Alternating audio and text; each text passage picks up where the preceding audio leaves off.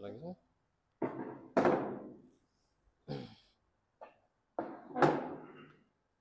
नमस्कार सर्वांना. आपण मागे याच हॉलमध्ये दोन वेळेस येऊन गेलो. आपण 5वीच्या मुलांसाठी आपण विद्याव्रत करत असताना आम्ही चर्चा केली होती पालकांची. तर मी तेव्हाच काही पालकांना सांगितलं होतं की आपल्याला आपलं मूल कसं आहे हे जोपर्यंत माहिती नाही तोपर्यंत आपल्याला त्याला पळवायचं कसं हे कळणार नाही.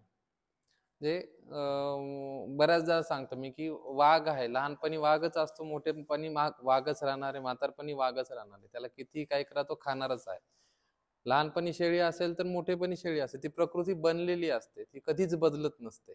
तुम्ही लहानपणी तुम्हाला जे काही त्रास होत होते किंवा जे काही अभ्यासाच्या त्रुटी होत्या त्या आताही त्रुटी असतातच. त्या आपली प्रकृती बनलेली असते. त्याच्यामुळं आपल्याला समजा आपल्याला मुलाला व्हायचं असेल, 5वीच्या मुलांना 6वीच्या मुलांना आम्ही जेव्हा प्रकृती परीक्षण करायचो तेव्हा त्यांना एक सामान्य प्रश्न विचारायचो की तुला पुढे आयुष्यात काय व्हायचं ते. मग पुढे आयुष्यात काय व्हायचं आहे हे विचारत असताना प्रत्येकाचं उत्तर वेगळं वेगळं यायचं. काही जण म्हणायचे कलेक्टर व्हायचंय, काही जणांचे म्हणायचे की मला अजून ठरलेलं नाहीये, किंवा काही जणांना माहितच नाहीये काय व्हायचे, आता चालू आहे म्हणून चालू आहे. हे आपल्या पालकांच्या बाबतीतही हेच झालेलं आहे. आपल्याला 10वी पर्यंत माहितच नव्हतं आपल्याला काय व्हायचं पुढे, किंवा 11वी 12वी पर्यंतही माहितच नव्हतं. 12वी झाल्यानंतर मग त्यावेळेस जे मिळाले ते आपण केलेले असं झालेलं आहे. मग जे मिळालं ते केलेलं असलं तरी आपण चांगल्या पोझिशनला आहोत, किंवा आतापर्यंत आपण कष्ट करून आलेलो आहोत. पण आपल्या प्रकृतीनुसार जर आपल्याला कळालं, आपल्याला जर मुंबईला जायचं आहे तर कसं कुठून जाणार हे अगोदर ठरवावं लागतं. रिझर्वेशन केलं तर मार्ग सोपा जातो आपला. तसंच आपल्या मुलांच्या रिझर्वेशन फार गरजेचं आहे. आपल्या माइंडसेटचं रिझर्वेशन गरजेचं आहे, की आपल्याला ह्या मुलांना, हे मुलं कशी आहेत आणि ह्यांना पुढे काय करायचं आहे.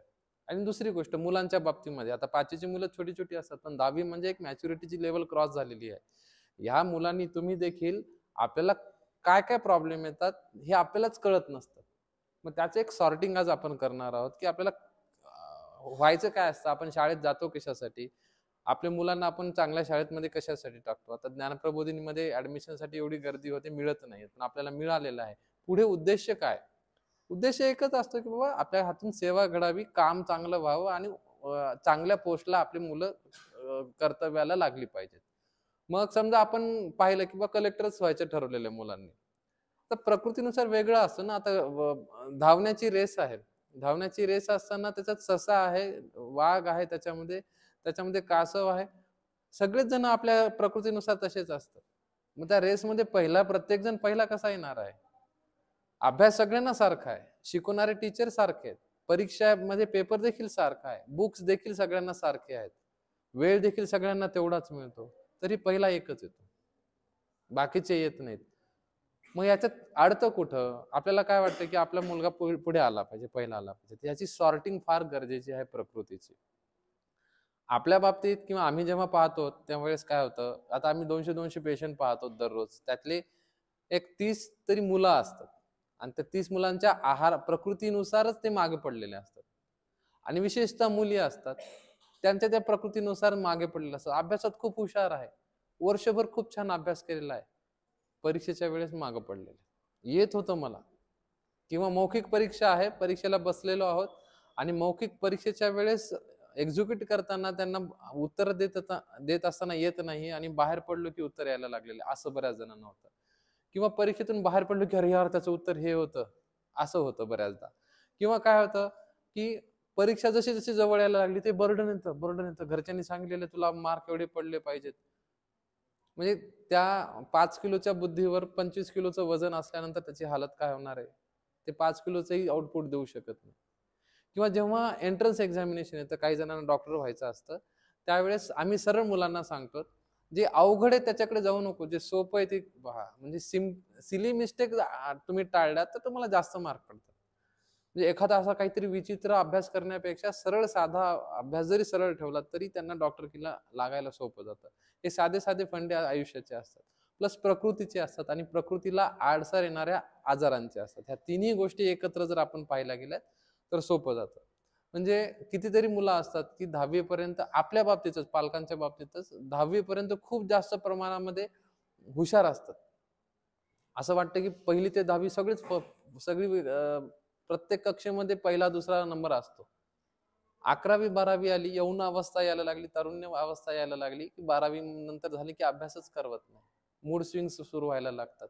कितीही काही म्हणा ऐकायला लागत नाहीयेत किंवा मग त्यांचा अभ्यास होत नाहीये किंवा प्रलोभनं वेगळी येतात आणि मग 12वीला 10वी पर्यंत नेहमी फर्स्ट येणारा मेरिट येणारा मुलगा 12वी नंतर मागे पडायला लागतो किंवा मुलगी मागे पडायला लागते आणि एखादी सतत कन्सिस्टंटली छोटा अभ्यास ऍव्हरेज असणारी एकदम कलेक्टर म्हणून आपल्याला बाहेर मिळते. हे असं दिसतं समाजामध्ये आणि हे आत्ताच ठरवावं लागतं. तुम्ही 10वीला आहात, 11वी 12वी नंतर काय करणार हा प्रश्न पडतो, 12वी नंतर कुठे जायचा हा प्रश्न पडतो. हे आत्ताच ठरवलं तर सोपं जातं, रिझर्वेशन केलं तर सोपं जातं. माइंडसेटचं रिझर्वेशन फार गरजेचं आहे. मग त्याच्यामध्ये अडसर येते. जशी लहान मुलांची प्रकृती असते, जसं प्राण्यांची प्रकृतीबद्दल बोललो तसं पालकांची प्रकृती देखील आहे. काही पालकांचं माइंडसेट फिक्स असतं, माझ्या मुलाला हेच करायचं आहे. काही जणांचं असं तो त्याच्या पद्धतीने पुढे करेल काय करायचं. काही जण लक्षच देत नाही, जाऊ दे काय करायचं ते करेल.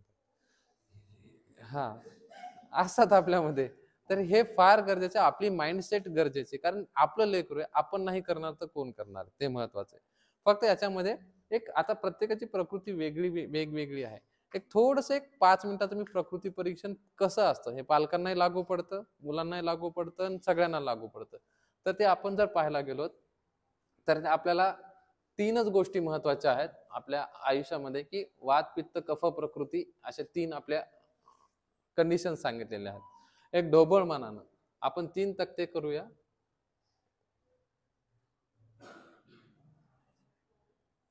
वात पित्त कफ प्रकृती. आता ही प्रत्येकाची प्रकृती प्रत्येकाला माहित नसतं, काही जणांना ज्ञान देखील नसतं. पण एक आपण 3 पद्धतीने एक बुद्धीची प्रकृती, आपल्या पचन शक्तीची, आहाराची प्रकृती आणि शरीराची प्रकृती आपण एक असं वर्गीकरण करूया. आपण एक भूक भूक या शब्दावर जर बोलायला गेलो तर आपली प्रकृती कशी असते.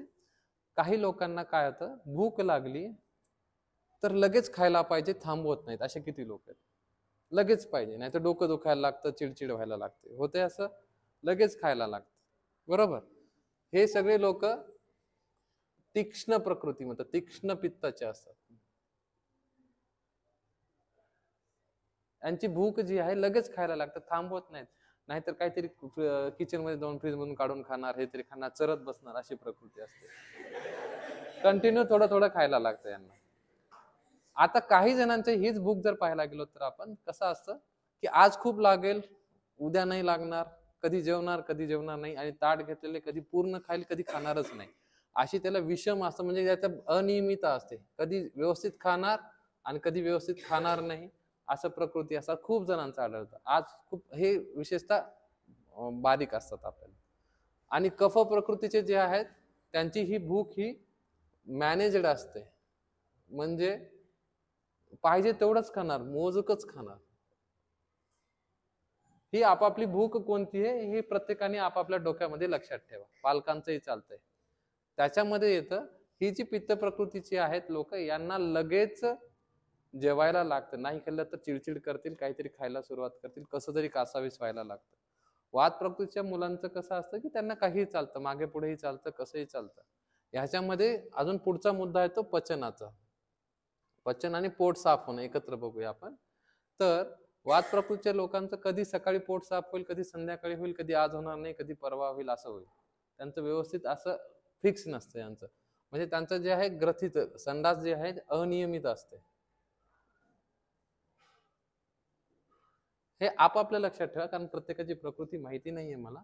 आणि पित्त प्रकृतीवाल्यांची प्रकृती कशी असते, यांची संडास ही द्रव स्वरूपात असते, म्हणजे पातळ जास्त असते, सेमी सॉलिड असते.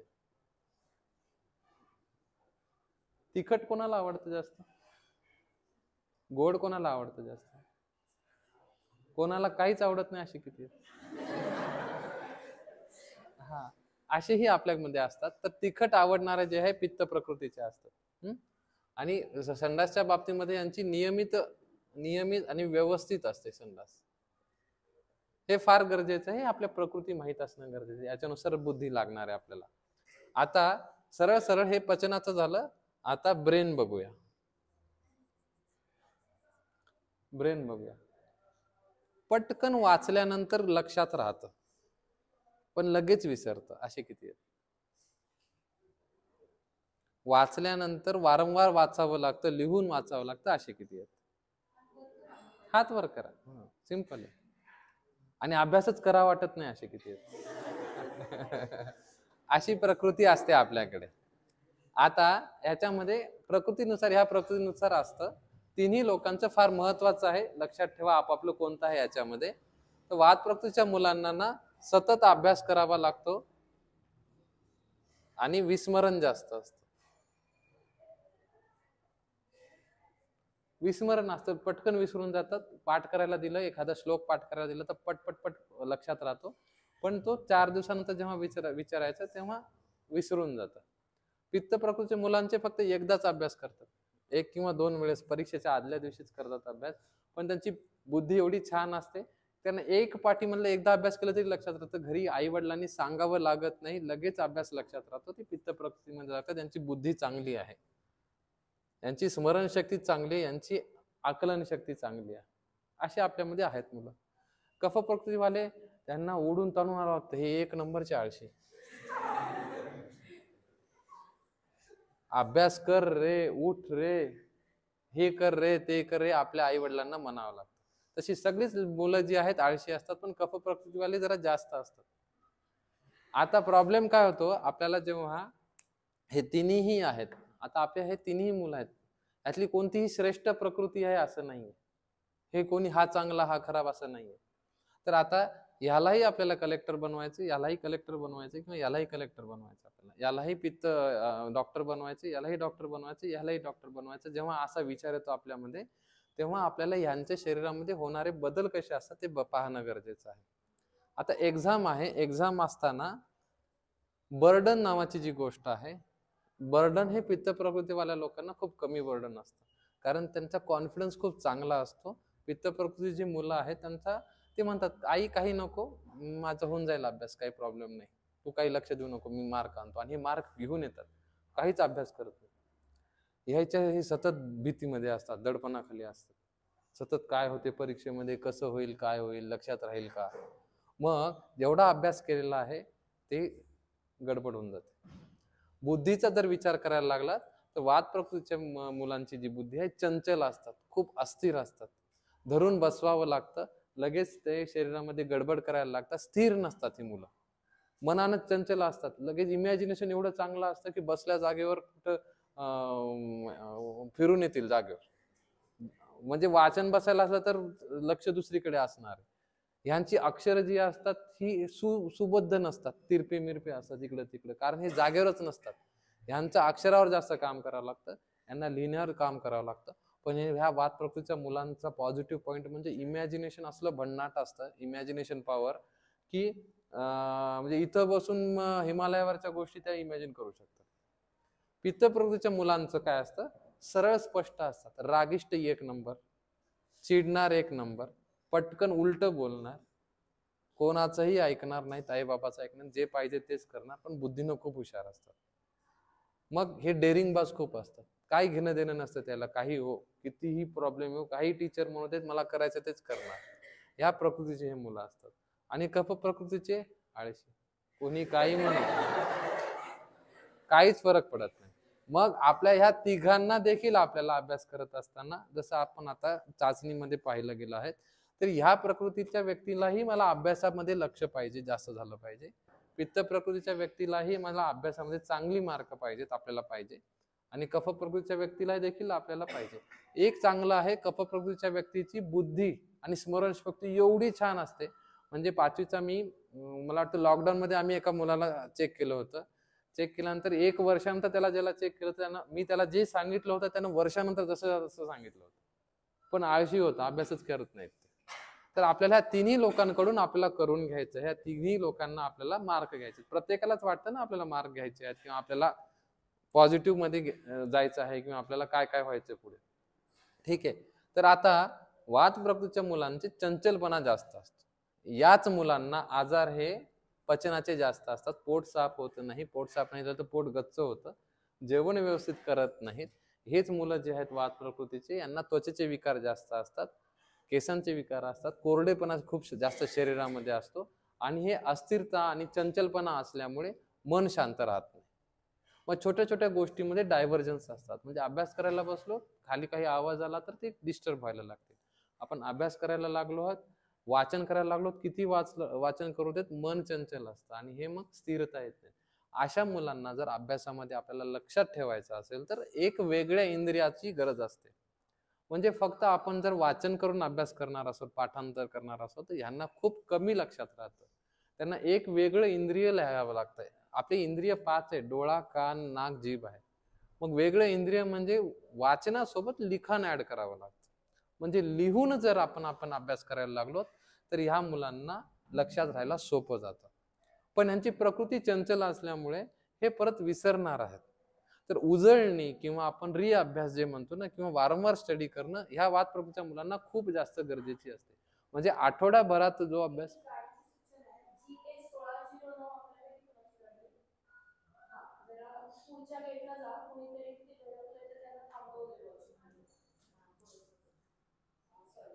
चालेल चालेल. काय चालू होतं?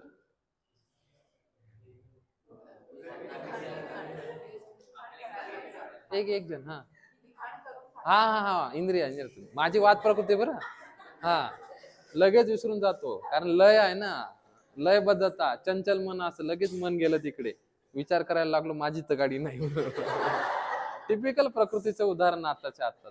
आता हे वाद म्हणून काय, दोन इंद्रिय लागतात. आता बोलावं लागतं आणि मग ते विचार करावं लागतात. तसंच या मुलांना ना, तुमच्यापैकी जर ह्यातलं कोणी जर असेल तर त्याला दोन इंद्रियाची गरज आहे. आणि प्लस अस्थिर बुद्धी असल्यामुळे विचार करताना, आपल्याला अभ्यास करताना रिव्हिजन फार गरजेची आहे. मला काय झालं होतं, म्हणजे आता जसं आता बोललो की माझी वात प्रकृती, आणि मला यायचं होतं माझ्या मेडिकलच्या परीक्षेमध्ये पहिला यायचं होतं. मला सेकंड इयरला असताना मुलांनी चिडवलं होतं की बा हे त्याला अभ्यास येत नाही, काही नाही, हे लगेच विसरून जाते. स्टेजवर उभं केलं होतं आणि मी विसरलो होतो श्लोक पाठांतर, आम्हाला संस्कृतमध्ये श्लोक असायची. मग मला ते डोक्यात बसलं आणि मग आमच्या सरांना विचारलं, सर मला फायनलला फर्स्ट यायचं. ते म्हणते की तुला सतत मेहनत करावी लागेल, कारण आपलं विचार जे आहेत आपले पटकन भरकटले जातात. जसं तुम्हाला बोलताना विसरलो ना लगेच काय बोलत होतो, तसं ते भरकटले जातात.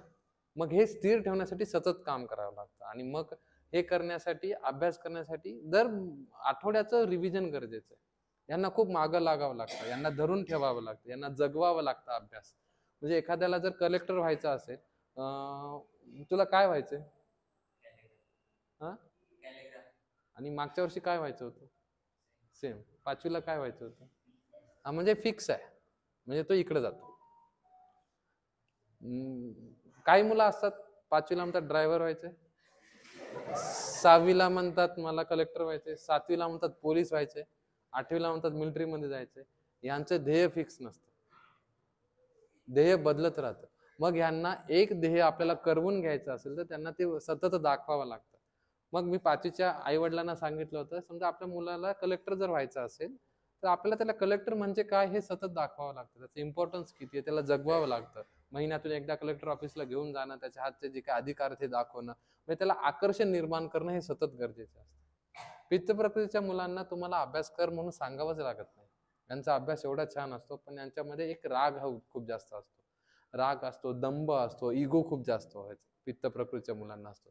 नाही ऐकलं तर ऐकणारच नाही, सिंपल असतं. पण बुद्धी एवढी छान असते.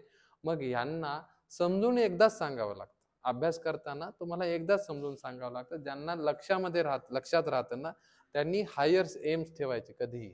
हायर म्हणजे डायरेक्ट तुम्ही कलेक्टरचाही एम करू शकता. मला 5वीची एक मुलगी होती, तिला विचारलं होतं मी काय व्हायचं, ती म्हटली की पंतप्रधान व्हायचं मला. तिला 6वीला मी विचारलं तुला काय व्हायचं, माझ्याकडे नोंदी असतात. ती म्हणली सर मागच्या वर्षी सांगितलं होतं ना तुम्हाला मी पंतप्रधान व्हायचे, परत परत काय विचारताय? मग पंतप्रधान जर व्हायचं असेल तर काय करावं लागेल तिला? अगोदर नगरसेवक व्हावं लागेल ना, मग तिला पुढे करावं लागेल. म्हणून तिला विचारलं तू काय करते याच्यासाठी? ती म्हटली माझी तयारी सुरू आहे, मी प्रत्येक आमच्या सोसायटीमध्ये जाते आणि प्रत्येकाच्या घरी जाऊन मी त्यांना सांगते मला नगरसेवक व्हायचे, तुम्हाला काही काम आहे का मला सांगा. 5वीची पोरगी. तिला अजून सांगितले की दर 6 महिन्याला जायचं प्रत्येकाच्या घरी, किंवा मला नगरसेवक व्हायचं आहे आपल्या नगर वार्डाचा, तर तुम्हाला काही काम असलं तर मी करते. सगळेजण थट्टा करतील, हे करतील, पण ती जिद्द असते, ती जिद्द जोपासायची. तुम्हाला जे व्हायचंय ते, ती जिद्द जोपासली. पहिले तर वर्षभरात तर उडवून लागते, पण पुढच्या वर्षी परत दिवाळीत गेल्यावर लोक म्हणतील अरे ह्या मागच्या वर्षी पण आली होती, बरं ठीक आहे माझ्या इथं कचरा साफ आहे, तू करून घेशील का? किंवा तुम्हाला काही प्रॉब्लेम येतात, पाणी येते का? समजा त्यांनी सांगितले की हा पाणी येत नाही आमच्याकडे. मग वॉचमन कडून खरंच जर काम करून घेतलं पित्त प्रकृतीवाल्यानं त्या जिद्दीनं, तर लक्षात ठेवतात. ती जेव्हा दरवर्षी अशी जायला लागली आणि 18 वर्षाची झाली आणि तिला फक्त म्हणावं लागतं मी नगरसेवकला उभं राहिली आहे, सगळेजण मत देणार. कारण तिने काम करून दाखवलेलं आहे. तिने जिद्द दाखवलेली आहे. तिला पंतप्रधान व्हायचे, ती होणारच आहे. जिद्द दाखवलेली आहे. हे आज नगरसेवक, उद्या पोलीस, परवा हे होणार, असं अस्थिर असतं. मग यांना सतत आपल्याला दाखवावं लागतं की तुला हेच व्हायचं आहे. म्हणजे मुलांना तसं त्यांना सांगितलेलं आहे की त्याला एक गोष्ट व्हायची. या मुलांचं इमॅजिनेशन खूप चांगलं असतं म्हणून इमॅजिनेशनचा वापर ज्या फील्डमध्ये होतो त्या फील्डमध्ये यांचं करिअर हे एकदम साऊंड असतं. इमॅजिनेशनचा वापरचा फील्ड कुठं होतं? सायंटिस्ट लोकांमध्ये होतं, इंजिनियर लोकांमध्ये होतं, सॉफ्टवेअर डिझाईनमध्ये होतं, ज्यांना की इमॅजिन खूप जास्त आहे. तर वाद प्रकृतीची मुलं ते चंचल असतात, पटपट पटपट टायपिंग करू शकतात, स्पीड न करू शकतात. असं हे सगळे यांचं असतं. पित्त प्रकृतीचे मुलं जे आहेत ते डेअरिंगबाज असतात. डेअरिंगबाज म्हणजे ते समोर जाऊन बोलू शकतात, सगळ्यांना आडवं पडू शकतात बोलण्यातून. करेज खूप जास्त असतं. त्याला गणाधीश म्हणतो ना आपण, सगळ्यांना लीडर असतात. आपल्यात एखादं पोरग असतं ते सगळ्यांना गुंडाळून टाकते, सगळे त्याचं ऐकतात असं जे असतात, तर त्यांना लिडरशिप मध्ये जाऊ शकतात. हे पत्रकार चांगल्या पद्धतीने होऊ शकतात, वकील चांगल्या पद्धतीने होऊ शकतात. कफ प्रकृतीचे हे जे आहेत ना, ह्यांना स्थिर असं, त्यांची बुद्धी खूप छान आहे. मग अनालिसिस यांचं खूप चांगलं असतं. यांना खूप कष्ट नाही करायचे. त्यांना 9 ते 4 ची ड्युटी आवडते. बसून मग गव्हर्नमेंट जॉब, गव्हर्नमेंट अधिकारी, IPS या गोष्टीमध्ये हे खूप चांगल्या पद्धतीने करू शकतात. हे आपल्या प्रकृतीनुसार निवडला गेलं पाहिजे. प्रत्येक जण जर आहे, आता शेळीला जर म्हटलं आपण तो की बाबा कुस्ती कर, नाही शक्य ना. किंवा कारल्याच्या झाडाला जर आपण म्हटलं की बाबा मोठंच झाड झालं पाहिजे, कसं शक्य नाहीये. ही प्रकृतीनुसार आपल्या आपल्या लेव्हल पाहून त्याच्यात आपल्याला बेस्ट बनता येतं. पण नाही, आमचा हट्टच आहे, मला यालाही कलेक्टर करायचंय, यालाही कलेक्टर करायचंय, यालाही कलेक्टर करायचंय. तर हे करत असताना एक लक्षात ठेवा, हे बर्डन जास्त घेणार आहे. पाच प्रकृतीच्या मुलांना तुम्ही अभ्यास करत असताना शाळेतला आता मला वाटतं 10 तास 12 तास तुमची शाळा आहे, प्लस तुम्ही घर करत असताना बर्डन खूप फास्ट येतं मुलांमध्ये. मग ह्या बर्डन करत असताना ह्यांचं पचन बिघडतं, सतत आजारी पडायला लागतात. मग ह्यांना आपल्याला side by side extra efforts घ्यावी लागतात.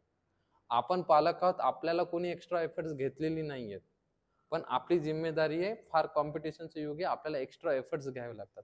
आता ही जर आपली मुलं असतील तर यांना एक्स्ट्रा एफर्ट्स घेत असताना पहिला एफर्ट्स सरळ सरळ एक आहाराचा एफर्ट्स लागतं. ह्या तिन्हीलाही आहाराचा एफर्ट्स लागतं. प्रॉब्लेम काय होतो, आपण प्रोटीन, कार्बोहायड्रेट, फॅट या शब्दांमध्ये अडकतो आणि सगळंच सगळ्यांना द्यायला लागतो. तसं नाही करायचं, प्रकृतीनुसार आपल्याला लागतं. कारण हे नियमित भूक नसणारे आहेत, त्यांची भूक थोडी थोडी असणारे, कधी जास्त असणारे, कधी कमी असणारे. वातावरण बदललं तर आजारी पडणार आहेत, सदा आतुर असतात, सतत किरकिर चालू असते, काही ना काहीतरी दुखत राहतं. पित्त प्रकृती लोकांचं ह्याला काही घेणं देणं नाही, पटकन खाणं, राग, ह्या सगळ्या गोष्टी असतात. यांची आवड असते, यांना व्यसन फार लवकर लागतं. म्हणजे मी परवा 10वीच्या एका पालकांना पाहिलं, तर म्हणजे मोबाईल हे व्यसन आहे. मोबाईल हे व्यसन आहे. जेवताना ते देणं किंवा हे सुटत नाही पित्त प्रकृतीच्या व्यक्तींचं, कारण हे डोक्यावर बसतात, ऐकत नाहीत. ह्यांना आपल्याला त्या पद्धतीनंच करावं लागतं. म्हणजे हे आपली जावई असल्यासारखं असतात, ह्यांचंच ऐकावं लागतं. आपल्या घरामध्ये असे असतात, हेच आपल्याला ऐकवतात पित्त प्रकृतीवाले. कफवाक्तीवाले जसे स्लो सांगितलं, मंद सांगितलं, पण यांची बुद्धी, यांची एवढी स्थिरत्व असतं, कोणत्याही डिसिजन घेत असताना डळमळत नाहीत. हे डळमळत नाही, तर यांच्याकडून आपल्याला फक्त आळस हा शब्द दूर करावा लागतो. जास्तीत जास्त काम करून घ्यावं लागतं. यांना व्यायाम जास्त आड करावा लागतं. ह्या तिन्ही प्रकृतींच्या आपल्याला प्रकृतीनुसार आपल्याला त्यांचं ठरवावं लागतं. मग अभ्यास करत असताना जेव्हा अडचण येते आहाराची, तर सर्वात पहिले ज्यांचं त्वचा ड्राय आहे, ज्यांचं पचन हे खालीवर आहे, मन अस्थिर आहे, मन चंचल आहे, एकाग्रपणा कमी आहे, कॉन्सन्ट्रेशन कमी आहे, अशी जी वात प्रकृतीची विद्यार्थी असतात, ह्या विद्यार्थ्यांना सुरुवात करत असताना अभ्यंगापासून सुरुवात गरजेची आहे. अभ्यंग म्हणजे जे आपण साबण वापरतो, साबणासोबत तिथं एक तीळ तेलाची बॉटल ठेवून द्यायची. तुम्ही अभ्यंग करायला लागलो तर ह्या सगळ्या विचारावर फार चांगला परिणाम होतो. मी तुम्हाला एक सांगतो, हे वात प्रकृतीबद्दल जसं मी आता बोललो ना, याच्यात काय असतं, हे वायूचे स्थान आहेत शरीरामध्ये. हे वाताची स्थान आहेत. म्हणजे काय सांगितलेलं आहे, स्वभावाला जसं सांगितलेलं आहे चंचल वगैरे असतात, तसं हा वातदोष शरीरात आहे. पक्वाशय म्हणजे पोट, त्या ठिकाणी अनियमितता पचनाची, कटी म्हणजे कंबरा दुखणं, कटी, मांड्या. स्पर्शनेंद्रियम सांगितलंय. स्पर्शनेंद्रिय म्हणजे त्वचा. त्वचेच्या ठिकाणी देखील वात असतो आणि आपल्याला स्पर्श करायला त्वचा ही पोहोचायला सोपी आहे. म्हणून जर आपण दररोज अभ्यंग दिलं, कारण वाताचे गुण कोरडेपणा हा आहे आणि ते कोरडेपणा करण्यासाठी जर आपण दररोज अभ्यंग ठेवलं, साबणीसोबत आपण तेलाची बॉटल आणि सवय लावली, तर यांचं पचनाची नियमितता व्यवस्थित राहायला लागते आणि यांच्या बुद्धीला जो चंचलत्व गुण आहे तो थोडासा कमी व्हायला लागतो. आहारामध्ये स्निग्ध पदार्थांची गरज असते. म्हणजे या व्यक्तींना आपण स्निग्ध पदार्थ, प्रोटीनवाले स्निग्ध पदार्थ जर आपण द्यायला लागलो, जसे पेंड खजूर आहे, त्याच्यानंतर अंजीर आहे आणि मधुर रसाचे म्हणजे गोड पदार्थ आहेत. साखर नाही, गोड पदार्थ म्हणजे फळांमध्ये सगळे येतात. ऊस येतो त्याच्यामध्ये, त्याच्यानंतर खीर येते. असे पदार्थ, त्याच्यामध्ये तूप जास्त आहे, असे पदार्थ द्यायला लागलो तर आपल्याला या प्रकृतीच्या विद्यार्थ्यांना हे चंचलत्व बुद्धीचं आहे ते कमी होतं. आणि जे चंचलत्व असल्यामुळे त्यांना बर्डन येतं, मानसिक ताण येतो, ते घालवण्यासाठी ही प्रकृती खूप धावणारी, एका चंचल आहेत, एका जागेवर स्टेबलच नसतात, उठून जातात, पळतात, इकडे तिकडे असतात. म्हणजे चालताना यांच्यासोबत चालायला लागलं ते पुढे फार फार चालतात, सिंपल असतात. आपण थांब की बाई किती फास्ट चालले असं म्हणतो, ते चालणारे असतात. यांना चंचलत्व असल्यामुळे यांच्या याच्यामध्ये खेळ ऍड करणं गरजेचं आहे. डेली 20 मिनिट जरी खेळ ऍड करायला लागला तर त्यांच्या बुद्धीला शांतता मिळते. जोपर्यंत त्यांना त्या बुद्धीचं खाद्य म्हणजे ते चंचल आहे, चंचलत्व पूर्ण करत नाही आपण, नाहीतर बाकीच्या गोष्टीमध्ये चंचलपणा आणतात. फार फास्ट पळायला लागतात, धावायला लागतात, त्यांना खेळ आहेत. आता तिघांना जर आपल्याला क्रिकेटर बनवायचं आहे, खेळ बनवायचा असेल रनिंग मध्ये आपल्याला, तर हे खूप फास्ट पळणार आहेत, धावतात, थांबतच नाहीत. हे अनालिज करून पळतात, खरंच पळून उपयोग आहे का विचार करतात, आणि मग उपयोग असेल तरच जातात. हे हालतच नाहीत, कशाला पळणार, कफ प्रकृती ते. मग खेळामध्ये यांना नाही तसं ना, ह्या खेळामध्ये बेस्ट आहे, श्रेष्ठ आहे, हा तुम्हाला नावच आणून देणार आहे. बॅडमिंटन आहे तर बॅडमिंटन मध्ये फार फास्ट करणार आहे. हा अनालिस करणारे खेळ चेस आहेत, बुद्धी आहेत, आपण काय म्हणूया की एकाग्रपणा जिथं आपल्याला टेक्निकल गोष्टींचा आहेत, व्हिडिओ गेम्स आहेत, त्याच्यामध्ये करिअर असेल तर हे खूप फास्ट पुढे जातात मुलं. बुद्धिबळ, बैठे खेळ, कॅरम, याच्यामध्ये नाव करणार, पळणारे नाहीये. मग आपल्याला हे निवड आहे, ह्यांना तिघांनाही डॉक्टर करायचं आपल्याला. वाद प्रकृतीवाले अस्थिर आहेत, हे गव्हर्नमेंट डॉक्टर ज्यांना फार पळावं लागतं, इकडून तिकडं आहेत, सतत आहेत. तसं माझ्यासारखं मी 4 ठिकाणी फिरतो, बुधवारी इकडे जातो, तिकडे जातो आणि व्याख्यानाला पळत असतात. हे ज्यांना सतत काम लागतात, सतत कष्ट लागतात, असे हे डॉक्टर बनण्यात श्रेष्ठ आहेत. हे टेक्निकल माइंडचे डॉक्टर्स म्हणजे काय, सर्जन होण्यात आहेत, श्रेष्ठ आहेत. एकदम बसून व्यवस्थित करणार, बोलणार. सर्जन कसे रागिष्ट असतात, कोणी सर्जनशीकडे गेला असेल तर तुम्हाला कळेल. सांगितलं ना तुला हे एवढंच आहे, स्पष्ट एका शब्दात उत्तर, बाकी नाही बोलत बसणार. कफ प्रकृतीवाले गव्हर्नमेंट डॉक्टर हालायचे नाही, कामही नाही करायचं, बसून राहणार. किंवा काउन्सिलर्स आहेत, बसून मस्तपैकी दिवसातून 15 पेशंट पाहिजे, बाकी काही टेन्शन नाही. ह्या सगळ्या आपल्याला पद्धतीने करता येतात. ह्याच व्यक्तीला आपल्याला कडक अभ्यास करून घ्यायचा असेल तर आपल्याला सतत सांगत राहावं लागतं, सतत करून घ्यावं लागतं, एक वेगळं इंद्रिय वापरावं लागतं. म्हणजे अभ्यासात लक्ष जर राहत नसेल तर आपल्याला वाचण्यासोबत लिखाण करावं लागतं, कारण हे कॉन्सन्ट्रेशन यांचं नाहीये, चंचलपणा असल्यामुळे त्यांना कॉन्सन्ट्रेशन साठी लिहिण्याची गरज आहे. तरीही राहत नाही काही मुलांचं, वाचतात लिहितात तरी ऐकत नाहीत, मग त्यांना ऐकवावं लागतं. अजून एक इंद्रिय ऍड करावं लागतं, ऐकलं पाहिजेत, लिहिलं पाहिजेत आणि वाचलं पाहिजेत. हे तिन्ही इंद्रिय ऍड केलीत तरीही काही कार्टे असतात अभ्यास करत नाही. तरीही करायचं असेल तर त्यांना धाक लागतो, त्यांना शिक्षा लागते, त्यांना पनिशमेंट द्यावी लागते, त्याच्याशिवाय ते पूर्णतः अभ्यासाकडे जात नाही. ते आपल्या घरामध्ये असतात. पित्त प्रकृतीच्या व्यक्तींना हे रागिष्ट असतात, कमी अभ्यास करतात, पण यांना बर्डन टाकण्याची गरज नाही.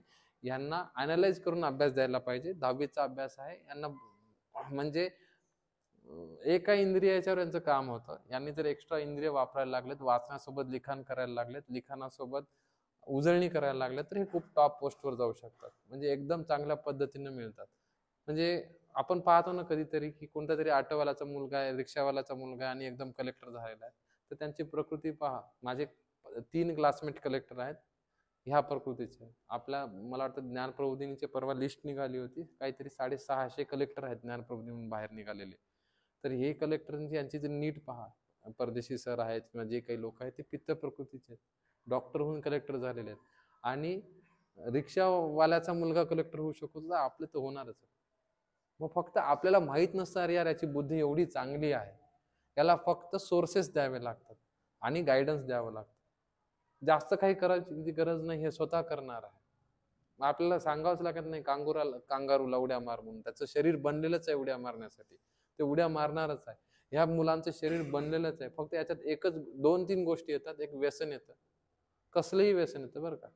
मित्रांसोबत खेळण्याचं व्यसन असतं, अभ्यास न करण्याचं व्यसन असतं, त्याच्यानंतर मोबाईलचं व्यसन असतं, टीव्ही पाहण्याचं व्यसन असतं किंवा मूड असतात.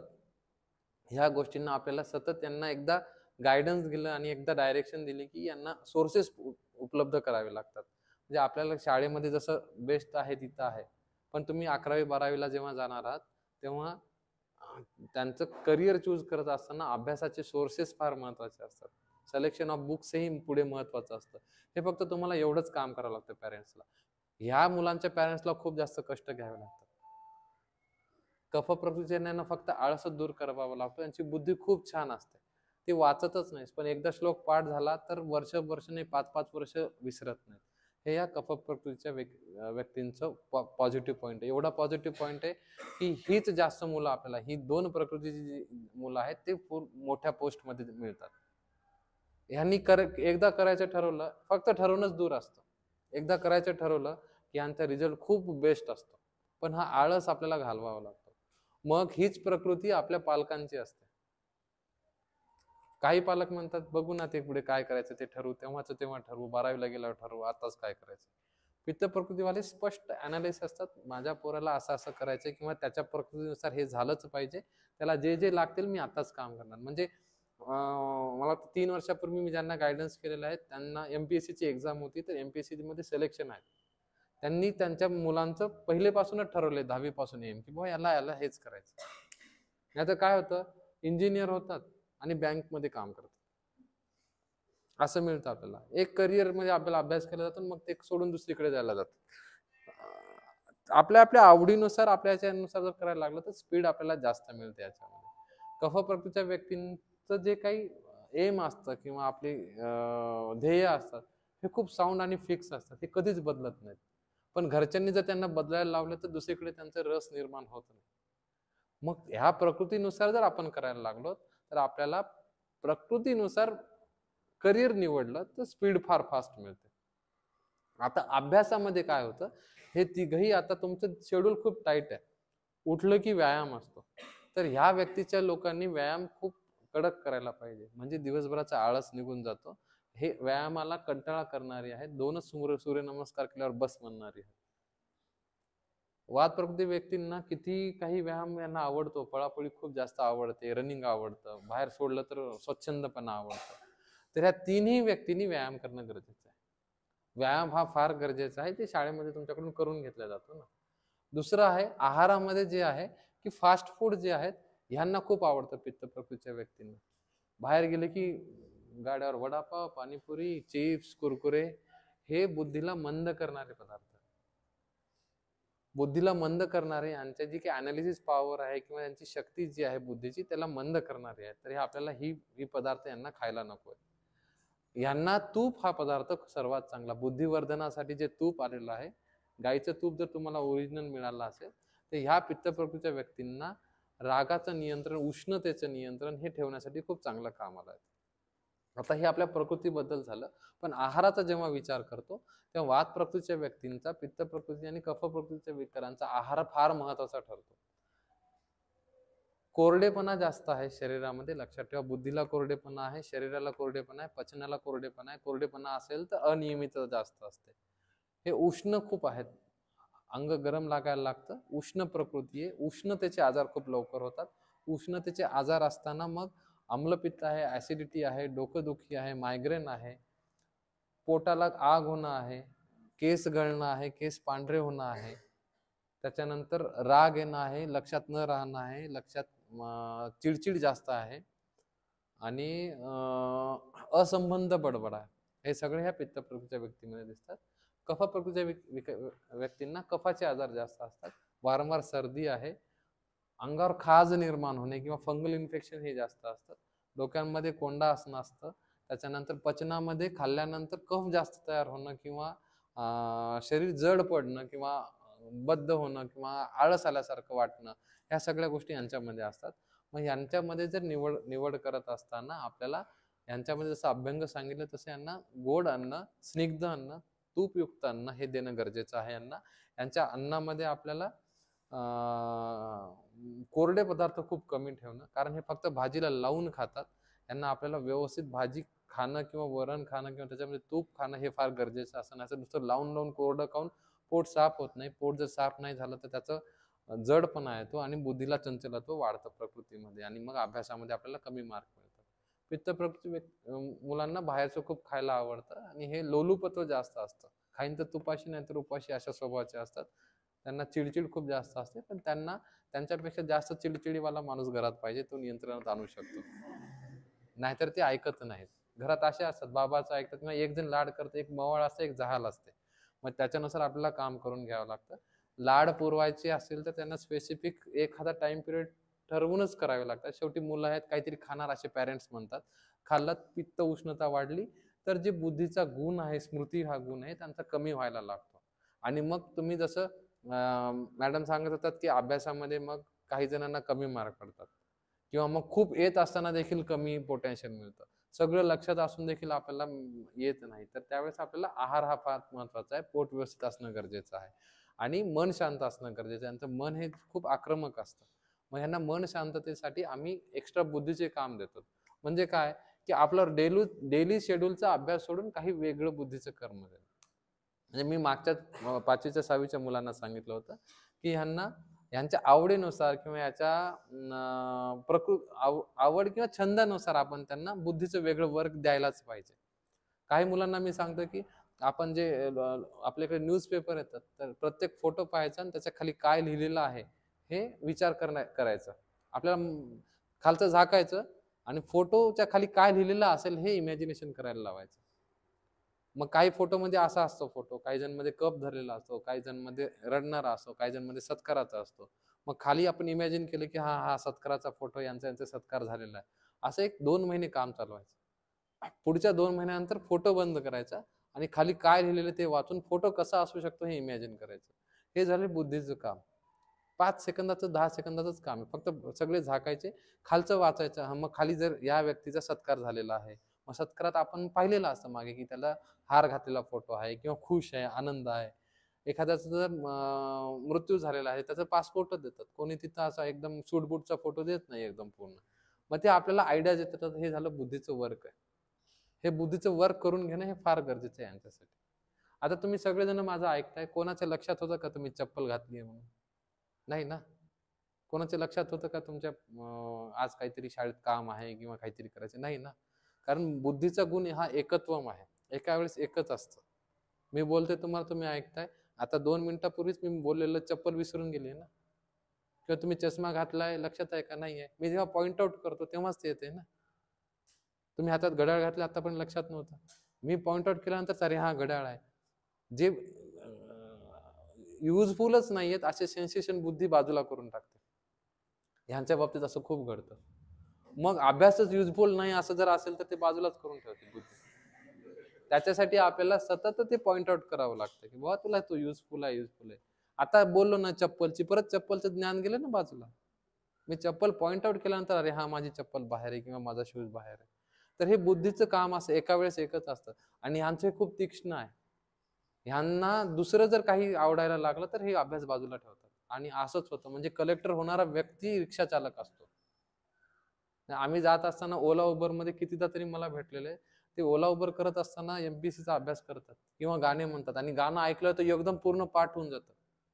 मला तर 25 वेळेस ऐकावं लागतं गाणं, वातप्रकृती बुद्धी असल्यामुळे लक्षातच राहत नाही. 2 गाणी मिक्स होतात. ह्यांचं पूर्ण होऊन जातं, एवढी बुद्धी चांगली असते. मग ह्यांनी कलेक्टरच्या पोस्टवर जायला पाहिजे. मग काहीतरी बाधा आलेली असते. ती बाधा म्हणजे काय, ते बुद्धीचा एकत्व गुण जो आहे की एका वेळेस एकच काम केलं जातं. एकाच वेळेस जसं परत चप्पल गेली ना विसरून सगळ्यांची. अनवॉन्टेड आहे ना, ते अनवॉन्टेड स्टिम्युलस आहे. तसं हे अनवॉन्टेड जर त्यांना जर स्कूल किंवा करिअर वाटायला लागलं तर हे बाजूला पडतात मुलं. त्याच्यामुळे चांगली मुलं देखील मागवतात. ही आपल्याला 10वीच्या मुलांना हे फार लक्षात आहे. ही आपल्याकडे, आणि एक लक्षात ठेवा, ही सगळी एकेरी अशी प्रकृती नसते. वात प्रकृती असेल त्यांना तर पित्ताची गुण असतातच, त्यांच्यामध्ये कफाची गुण असतातच.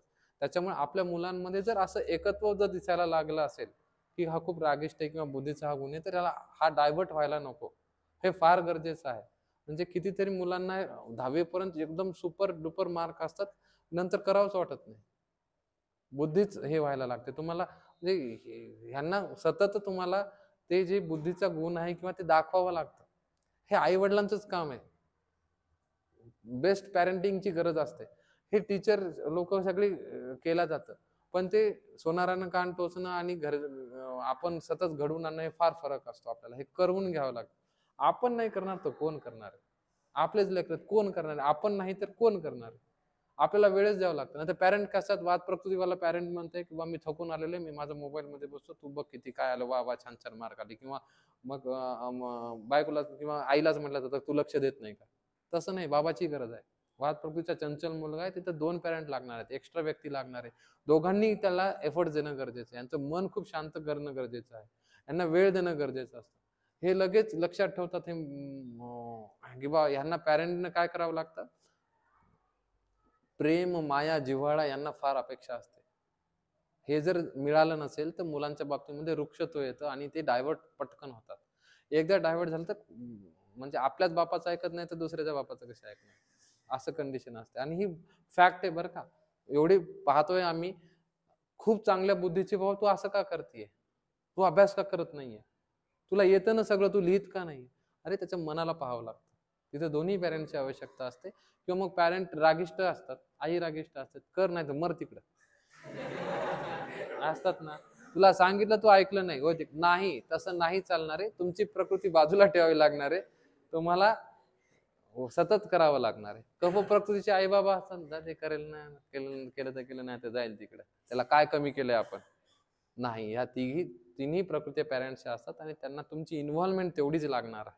नाहीतर काय होतं, हे खूप असतात म्हणजे परीक्षेत मार्क केल्यावर कमी आल्यावरच ओरडावं लागतं, असं थोडी असतं. काही पॅरेंट्स असतात परीक्षेत मार्क कमी पडल्यावरच जागे होतात.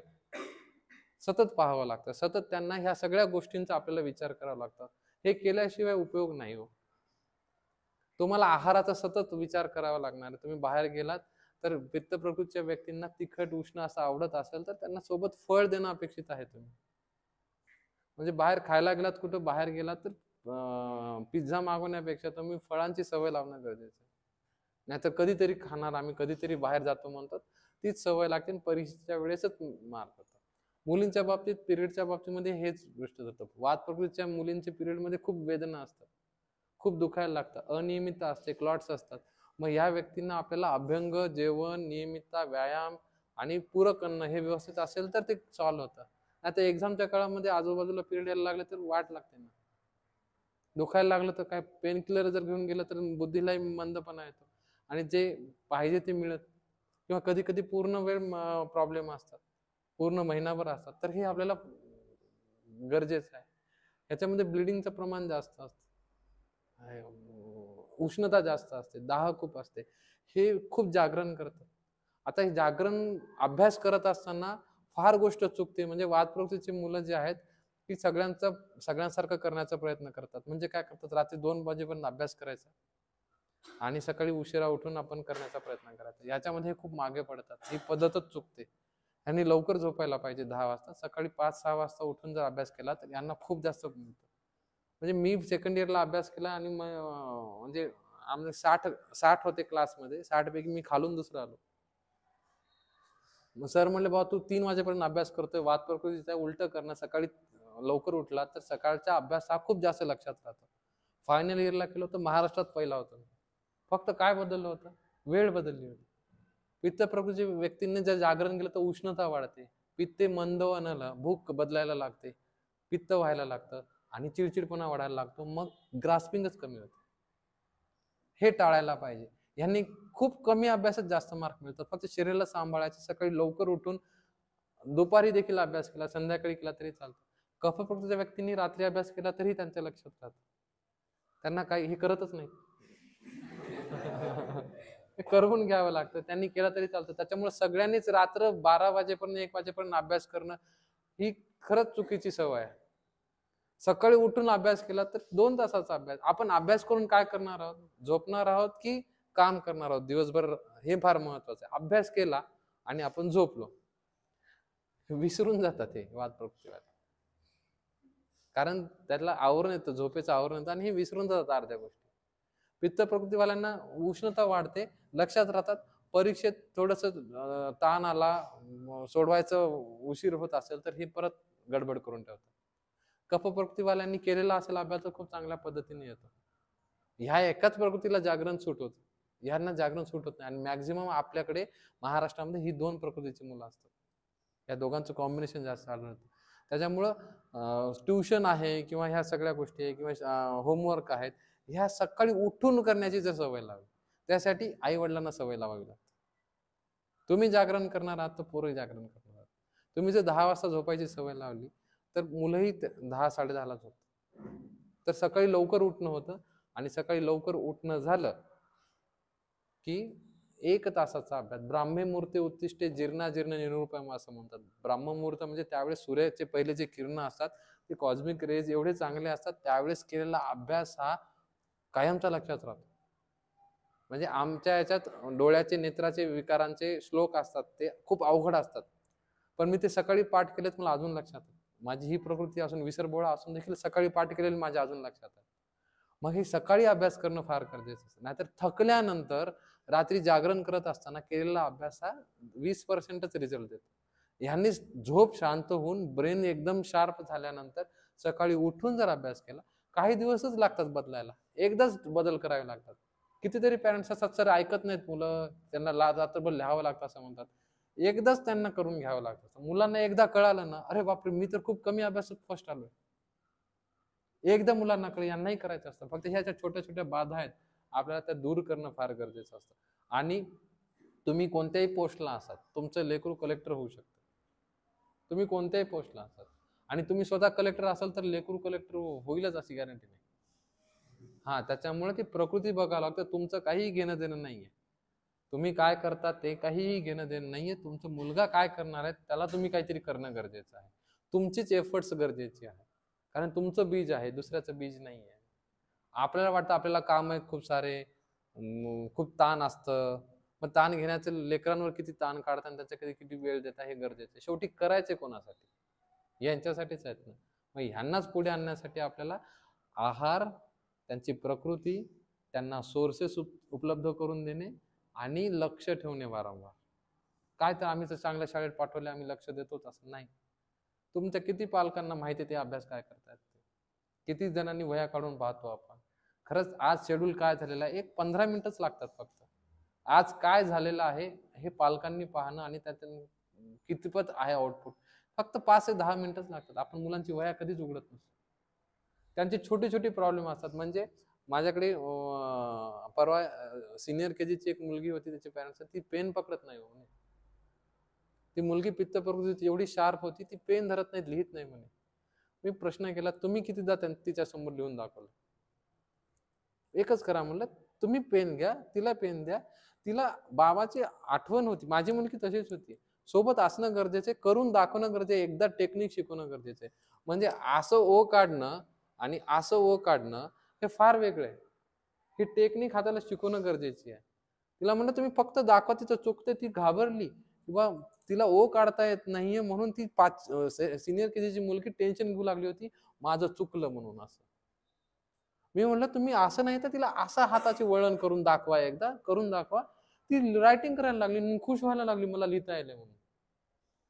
तिला सगळं येत होतं, फक्त तिला मनाला काय राग आला, तिला मला हे असं आलं, मला चुकलं, मला टीचरनं स्टार दिलं नाही. स्टार द्यायची सवय असते ना, तिला स्टार दिला, मला दिलं नाही. हे मुलांचं माइंड असतं बरं का. म्हणजे मागच्या दिवाळीमध्ये माझ्याकडे एक पेशंट आला आणि तो पेशंट मला म्हणायला लागला की मला लहानपणी माझ्या वडिलांनी मराठी मीडियमचं इंग्लिश मीडियम मध्ये टाकलं आणि त्याचं टेन्शन मला अजून आहे, म्हणून मी मोबाईलमध्ये इंग्लिश फॉन्ट नाही वापरत, इंग्लिश बातम्या लावल्या की मला टेन्शन येतं, धडधड होतं. इंग्लिश मी पेपर जर पाहिला तर मला भीती वाटते, ते स्वप्नात येतात. त्या व्यक्तीचं वय 72 वर्ष वय होतं. आणि त्या व्यक्तीला लहानपणी म्हणजे 60 वर्षापूर्वीचं टेन्शन अजून आहे. आपल्यालाही बघा, आपल्याला काहीतरी न्यूनगंड मनामध्ये बसलेले असतात. काहीतरी लहानपणी आहे, कोणीतरी काहीतरी बोललेलं असतं. काही जणांना दिसण्याचं असतं, काही जणांना रंगाचं असतं, काही जणांना रायटिंगचं असतं, काही जणांना स्टेज करेजचं असतं. हे मनामध्ये बसतं मुलांच्या. हे कम्युनिकेशन शिवाय येत नाही. सर्वात पॅरेंट कुठं चुकतात माहितीये का? कम्युनिकेशन. अभ्यासाचं नाही. तू कसा आहेस बाबा? हे पॅरेंट फार मिस करतात. तुला काय वाटतंय? तुला कसं आहे? मुलांना कळत नसतं हो. आपल्याला वाटतं ते मोठा झाला, 10वी झाला, त्यांना कळत नसतात. काही गोष्टी खरंच कळत नसतात. माझं काय चुकतंय हेही कळत नसतं. तुम्हालाही कळत नसतं. मग ते कम्युनिकेशन थ्रू मिळणार आहे ते. कम्युनिकेशनच होत नाही. कोणाचं लागतं? हे फक्त आईचं काम नाहीये. आई बाबांचं मिळून काम आहे. कम्युनिकेशन होणं गरजेचं आहे. विचारांची देवाणघेवाण आठवड्यातून एकदा तरी होणं गरजेचं आहे. किती बिझी असू देत, किती काम असू देत, त्याच्याशिवाय आउटपुट नाही मिळत. ह्या सगळ्या गोष्टींचा उहापोह केला ना, ते जे सक्सेस असतं ना, फार लवकर मिळतं. काहीच करावं लागत नाही. घरामध्ये काही जणांचे वेगळेच प्रॉब्लेम असतात, काहींची भांडणं असतात, काही जणांना आर्थिक प्रॉब्लेम असतात, काही जणांना राहण्याचे प्रॉब्लेम असतात. पण हे कम्युनिकेशनने सॉल्व्ह होतं. सोयी पुरवतो म्हणजे आपलं काम झालं असं नाहीये. आपण सगळ्यांना सोयी देतोय आपण म्हणजे आपलं काम झालं. आपण खूप चांगल्या शाळेत टाकलंय म्हणून आपलं काम झालं असं नाहीये. आपण सगळ्यांना खूप चांगलं खायला देतोय. सगळेच चांगलं खायला देतात, मग आजारी का पडतात? ते करवून घेणं आहे. या सगळ्या गोष्टीवर लक्ष देणं फार गरजेचं आहे. त्याच्याशिवाय आपल्याला आउटपुट मिळत नाही आणि आउटपुट काढणं फार गरजेचं आहे प्रत्येक. म्हणून फक्त पॅरेंटला एकच सांगणं आहे माझं, की तुमची प्रकृती बघा. तुम्ही कुठं बसता याच्यामध्ये. तुम्ही जर वात प्रकृतीमध्ये बसत असाल तर तुम्हालाही 2 इंद्रियाची गरज आहे. तुम्हाला सर सांगावं लागणं, करणं गरजेचं आहे मुलांसोबत. तुम्ही जर कफ प्रकृतीचे असाल तर तुमचा आळस घालवणं गरजेचं आहे. मुलांसोबत राहणं गरजेचं आहे. ते काय करतात त्यांच्यासोबत जगणं गरजेचं आहे. तरच तुम्हाला त्यांचे प्रॉब्लेम्स कळतील. पित्त प्रकृती असेल तर राग कमी करावा लागेल, चिडचिड कमी करावी लागेल तुम्हाला. ह्या प्रकृतीला असं बाळ असू शकतं किंवा अति घाई करणाऱ्या पॅरेंटला एकदम मंद बाळ असू शकतं किंवा मंद पॅरेंटला अति घाई करणारा असू शकतो. हे सगळं एकत्र जुळणं गरजेचं आहे, कारण सगळ्यांचं सारखं नसतं प्रकृती. आणि घरातले एकाच आई वडिलांचे 2 मुलं सारखे नसतात ना. ट्विन्स असले तरी सारखे नसतात. त्याच्यामुळे आपलं मूल कोणतं आहे आणि त्याच्यात ऍडजस्टमेंट कशी करायची, आहाराची ऍडजस्टमेंट प्रत्येकानुसार वेगळं ठरेल. एवढं लक्षात ठेवा, याला अभ्यंग देणं गरजेचं, स्निग्ध अन्न पाहिजे. पित्त प्रकृतीच्या व्यक्तींना रात्री जागरण नकोय, खाण्यामध्ये वेळेवर जेवण पाहिजे आणि बाहेरचं जे आहे फास्ट फूड ज्यांना आवडतं ते कट करायचं. कफ व्यक्तींना आहाराचं एवढं नाही, आयुष्य त्यांचं आरोग्य खूप चांगलं असतं, आजारी खूप कमी पडतात. पण कफ होतो तर त्यांना थंड पदार्थ, पंखा, ह्या कफाचे जे कफ वाढवणारे पदार्थ कमी करणं गरजेचं आहे. मग आजारानुसार त्यांच्या याच्यानुसार आपल्याला त्यांना तसं गायडन्स करता येतं. एवढं फार महत्वाचं आहे. आजच्या दिवशी एवढंच लक्षात ठेवावं. मग इंडिव्हिज्युअल एकेकाची प्रकृती बघून आपल्याला करता येतं. अभ्यास करत असताना मुलांनी कॉन्सन्ट्रेशनवर लक्ष देणं. आता बोलत असताना काही मुलं एकदम स्थिर आहेत, काही जणांचं चालू आहे असं चालू आहे, काही जणांचं लक्ष चालू आहे. हे सगळं ह्या बुद्धीच्या स्थिरतेनुसार राहतं. क्लासमध्येही असंच असतं. काही जणांचं खूप लक्ष असतं, काही जणांचं काय घेणं, काय टीचरने शिकवलं काहीच माहित नसतं. त्याच्यामुळे ह्या सगळ्या गोष्टी आपल्या ओळखून त्याच्यावर काम करणं गरजेचं आहे. एवढंच मला आज सांगायचं आहे. बाकी काही प्रश्न असेल तर तुम्ही विचारू शकता.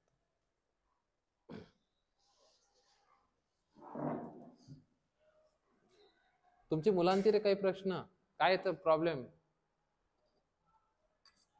की करायचाच नाही अभ्यास,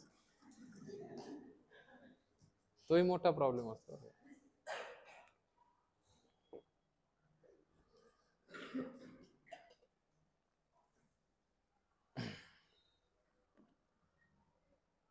दोषांचं संतुलन करणारं हा असं काही खाद्य आहे? नाही, आता कसं आहे, हा प्रश्न जो आहे, आपला आहार हे महत्वाचे. षड्रसात्मक आहार असतो.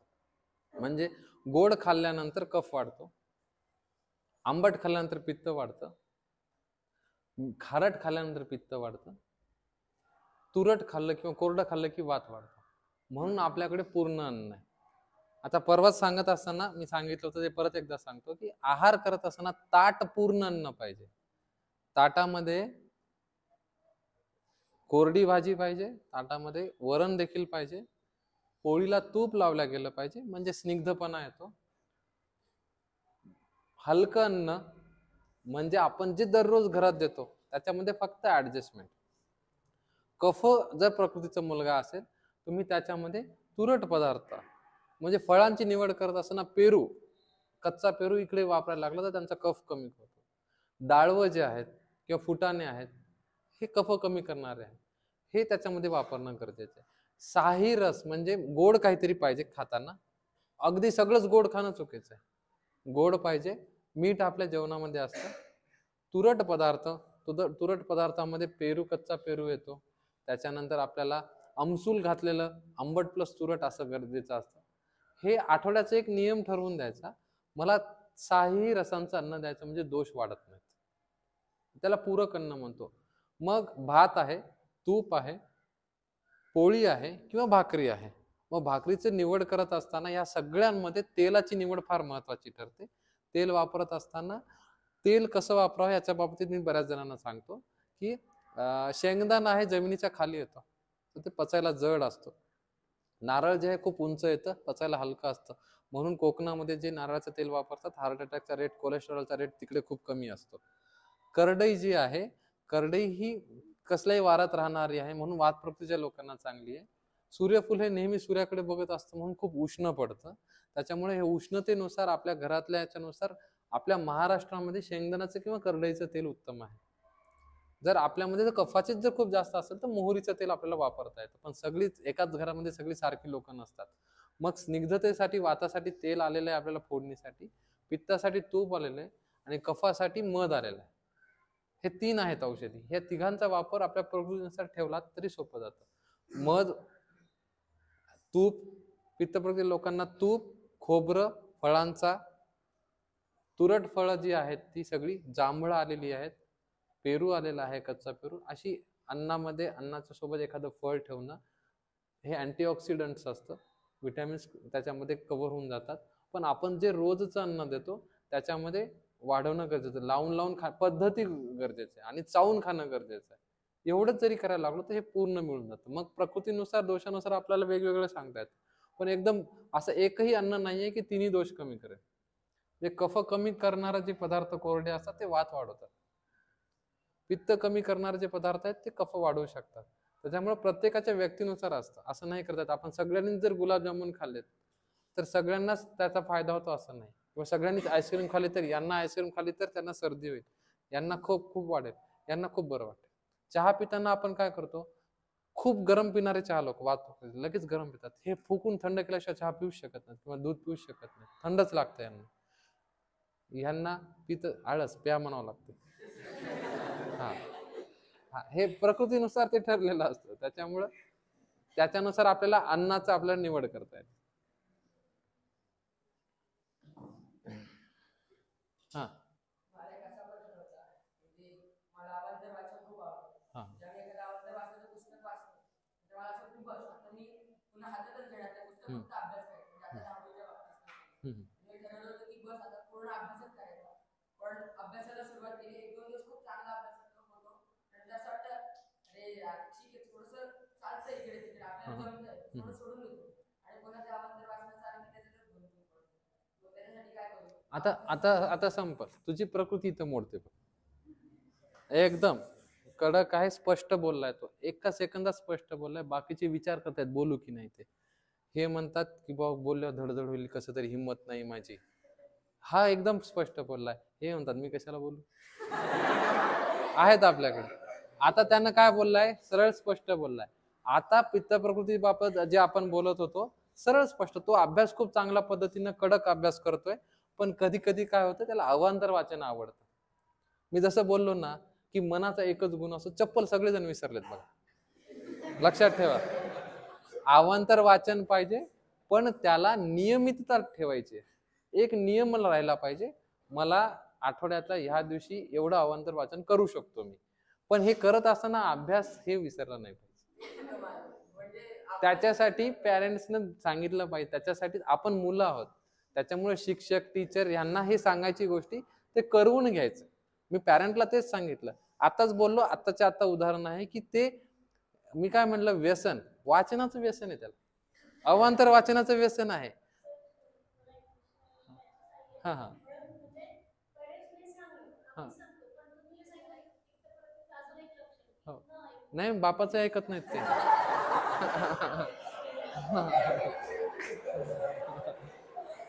ऐकत नाहीत, कितीही सांगा चांगलं ऐकत नाहीत. मी काय म्हणलं, त्याच्यानंतर एक सांगितलं होतं की ह्यांचं बाप बनावं लागतं, करवून घ्यावं लागतं. ह्यांना ऐकवणारा व्यक्ती घरात एक कोण ना कोणतरी असतो, किंवा टीचर लोक असतात, किंवा अजून सर्वात महत्वाचं, हे एवढे बुद्धिमान प्राणी आहेत, म्हणजे हे गुन्हा करायचा तरी बुद्धिमान पद्धतीने करतील, अभ्यास करायचा तरी बुद्धिमान पद्धतीने करतील, कमी वेळात पूर्ण करतील, वाचतात तर वाचू देत, कारण अभ्यास तो पूर्ण करणार आहे. हा, ह्यांना सोड, जावई येत ऐकतच नाहीत.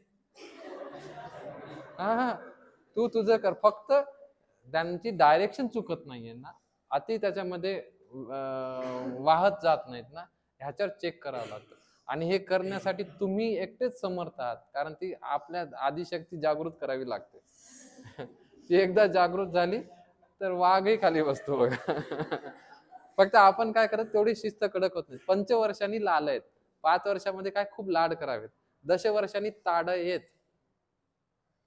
पुढचे 10 वर्ष शिस्त लावावीच लागते. 10 वर्षांनी ताड आहेत, प्राप्त 16 वर्षे पुत्र मित्रवत आचार्य. 16 वर्षाचं झालं की मुलं जे आहेत मित्रासारखं आचरण करावं लागतं, पण पहिले ताडण लागते. नाहीतर 5 वर्षांनी लाल आहे, 10 वर्षांनी लाल आहे, लाडच चालू असतात, असं नसतं त्यांना. ते मध्ये जे आहेत, जेव्हा त्यांना कळणार आहे, समजणार आहे, तेव्हा त्यांना जे योग्य नाही आहे ते तिथं थांबावंच लागणार. आता त्याचं वाचन जे आहे ना, खरं तर माझं जसं रिकमेंड असेल की त्यानं अभ्यास तो खूप कमी वेळात पूर्ण करतो अभ्यास. आपल्या अभ्यासाचं बर्डन जे आहे ना, ते फार जास्त आहे आजकाल. ते बर्डन थोडं जरी ओझं कमी केलं, त्याला इतर वाचन जे आहेत ना, फक्त ते वाचन काय आहेत त्याच्या बुद्धीनुसार ते ठरवले आपण, आणि त्याला लिमिटेशन दिलं तर सोपं. पण मुलं लिमिटेशन मध्ये राहत नाहीत. ते लिमिटेशन देण्यासाठी मग थोडं आपल्याला जागृत व्हावं लागतं, थोडी शिस्त लावावी लागते, त्याच्यात मग ते येऊन जातं. पण याला खूप कमी सांगावं लागतं बरं का, त्याला अभ्यास कर म्हणून. बरोबर. हे यायला लागले ना. जागरण जागरण जागरण सकाळी अभ्यास कर, तुझे अर्धे प्रॉब्लेम सॉल्व होतात रे. हा, सिंपल आहे. त्या उष्णतेमुळे काय होतं माहितीये का, पित्ते मंदवनाला सांगितले, बुद्धीचा अग्नी कमी होतो. अभ्यास केला तरी अभ्यासाचं पचन व्हावं लागतं, अभ्यास डोक्यात लक्षात राहावं लागतो, अनालाइज करावं लागतो, आणि त्याचं एक्झिक्युशन करावं लागतं. मी काय म्हणलं की मी त्या परवा एअरपोर्टला जात असताना ओला ड्रायव्हर होता, एवढा बुद्धिमान होता, ते गाणे म्हणत होता. म्हटलं बाबा मला गाणे पाठ नाही, त्याला एवढे गाणे पाठ आहेत, एवढं बुद्धिमान आहे, तो ड्रायव्हर का झाला? घरची परिस्थिती असेल, काही असेल, आपल्याला आपल्या बरोबर बुद्धीच्या क्षमतेनुसार काम करणं गरजेचं.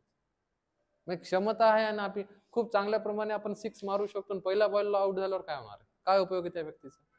ते न होण्यासाठी आपल्याला जागरूक राहावं लागेल ना. ते मिळत नाही, त्याच्यासाठीच जागरण हा जे कारणीभूत आहे ना, त्याला म्हणून थोडस शिफ्टिंग करावी लागते. आणि ह्यांचं एक एवढं चांगलं असतं ना, एकदा समजून सांगावं लागतं. ते समजलं तर पुन्हा सांगायचीच गरज नाही, पण ते समजूनच घ्यायला तयारी नाही ना. हे सांगावं, मग ह्यांना फक्त पित्त प्रकृती नाहीये त्यांची, त्यांच्या बुद्धीला हेही अटॅच आहे थोडासा, कफ. तुझं नाही रे. मग यांच्या बुद्धीला हे अटॅच आहे की हे अटॅच आहे, प्रकृतीनुसार आपल्याला एकदा अनालाइज केलं आपण की आपल्याला कळतं. जसं बोलताना म्हणलं ना मी, की बाकीच्यांना मनात खूप प्रश्न आहेत, काही जणांना प्रश्न आहेत की नाही माहितीही नाही, मग त्यांना प्रश्न आहेत की नाही हेही माहित नाही, ते वाद प्रकृतीमध्ये मोडतात. हे प्रकृती जर आपण काढली, आपण जशी आता बोलता बोलता म्हणलं की त्याची पित्त प्रकृती खूप हुशार आहे प्रकृती, पण त्याला फक्त एकदा डायरेक्शन, तुम्हाला सोर्सेस खूप द्यावे लागणार, त्याला सोर्सेस, त्या बुद्धीला खाद्य खूप लागतं बरं का. त्याला अभ्यास करूनही एक्स्ट्रा वाचन करतोय तो, आम्ही अभ्यासच करत नाही तिकडचे लोक, कारण त्या बुद्धीला खाद्य लावावं लागतं. म्हणून मी बुद्धीचं सांगितलं ना प्रकार, आपला खूप खूप प्रकार आहेत. म्हणजे मी सांगेल एखाद्या दिवशी, एखादा व्हिडिओ बनवेल, खूप प्रकारे आपल्याला बुद्धीचा अभ्यास खाद्य देऊ शकतो. म्हणजे रोज रोज एकच जर खायला लागलो तर आपल्याला बोर होतं. मग दुसऱ्या दिवशी जर वेगळं बनवलं तर आपण जास्त खातो. तसं बुद्धीचं असतं. रोज तेच अभ्यास करणार आहोत, रोज तीच शाळा आहे, रोज तेच आहे, तेच लिहायचं आहे. त्यासोबत एक्स्ट्रा वेगळं खाद्य दिलं तर त्यांची चाणाक्षपणा खूप जास्त वाढतो. त्याच्यावर आपल्याला काम करायचं. जसं तुम्ही सांगितलं की सकाळी उठून अभ्यास केला पाहिजे रात्री जागण्यापेक्षा. पण झोप जर जास्त गरजेची असेल तर म्हणजे झोप पूर्ण नाही नाही, झोप प्रत्येकाला 6 ते 8 तास असते. म्हणजे अभ्यास करायचा नाहीये रात्री म्हणजे लवकर झोपायचं पण आहे. रात्री जागणं जास्त शक्य असतं, सकाळी उठवत नाही, रात्री जास्त. हाच प्रॉब्लेम असतो. आपल्याला सगळं शक्य असतं. आपल्याला सगळं शक्य असतं, करवून घ्यायचं, आपण ठरवायचं. फक्त काय करायचं माहितीये का, आपल्या बॉडीला आपण एवढे समजदार आहोत. तू एवढा छान प्रश्न विचारला, तर आपण अनालाइज करायचं. काय अनालिसिस करायचं? मी माझ्या बॉडीची एक 15 दिवसच आपल्याला शरीराला बदलायला लागतात. मी 10 वाजता झोपू आता 6 वाजता 8 वाजता कोणी झोपू शकेल का? आपण झोपू शकत नाही, झोपणार. गावाकडे जातो मी, सगळं गाव बंद होते आणि 7:30 वाजता अशी झोप येते. 8-8:30 ला झोपी जातो आपण. 5 वाजता आपण बेडवर फिरत असतो सकाळी घर की बाबा एवढं लवकर कसं काय जागरण केलं. मग शहरामध्ये आलो, सगळं चालू आहे. त्याला आपल्याला करवून घेता येतं. बुद्धी अशी आहे, त्याला मोल्ड करता येतं आपल्याला. मग तुम्ही जर 8 वाजता झोपूच शकत नाहीत तुम्ही, पण 10 वाजता झोपायची सवय लावली आणि सकाळी कोणाला तरी उठवायला लावायचं, दुसऱ्याकडून करून घ्यायचं. अलाराम कडून नाही, अलाराम पटकन बंद करतो आपण. दुसऱ्याकडून कोणीतरी करवून घ्यायचं. फक्त 10-12 दिवस केले ना, सकाळी तुम्ही फक्त 10 दिवस प्रयत्न करा. जाऊ दे 1 महिन्याचा अभ्यास गेला खड्ड्यात तरी चालेल, पण 10 दिवसाचा जो अभ्यास आहे सकाळचा, तुमचे 4 महिने भरून काढतो.